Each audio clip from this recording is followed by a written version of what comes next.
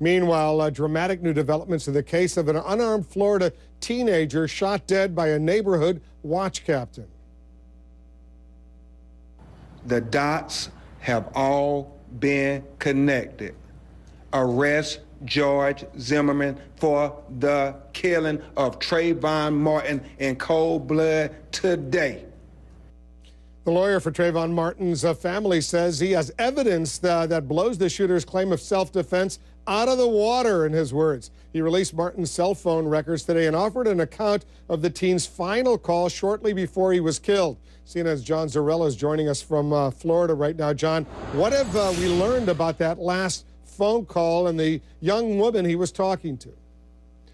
Well, Wolf, when Benjamin Crump refers to the dots all being connected, he's referring to the 16-year-old girl, apparently Trayvon's girlfriend, who Crump says he interviewed at length. He recorded the conversation with her, and during this conversation, she tells Crump that she was on the phone in the minutes, even the seconds before Trayvon was shot and killed. And during those seconds that she was on the phone, Trayvon tells her that a man is following her, that he's going to run. She tells him not to run. He says, well, he will walk fast.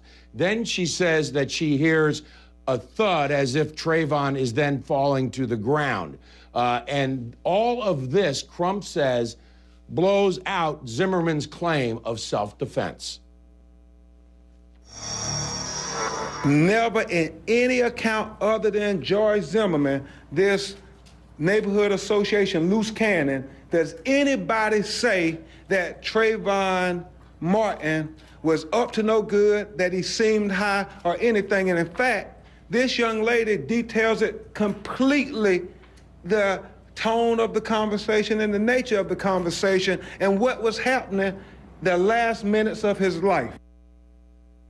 Now, Benjamin says that he is going to turn over this information and this recording, not to the local police in Sanford, Florida, but to the Department of Justice, because he says the family does not trust the Sanford Police Department. Now, some other information came out as well today, Wolf, that the police report says that Zimmerman sustained a cut on his nose, blood in the back of his head, and also that the back of his shirt was wet, indicating that there was some sort of a scuffle and that Zimmerman was on the ground. Now, we know Zimmerman has not been charged with anything. He has not been arrested. On another front, the state attorney has said in Seminole County that they will, in fact, empower the grand jury that's going to convene on April 10th to go ahead and look into this and to continue to develop whatever information they can about what exactly happened. Department of Justice, of course, also using the Tampa FBI office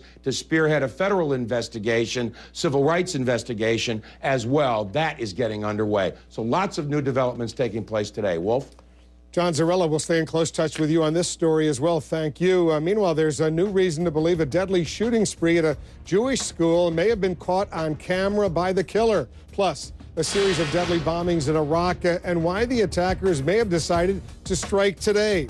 And Sarah Palin's daughter, Bristol, says the President of the United States owes her something. Stand by for details of her open letter to President Obama.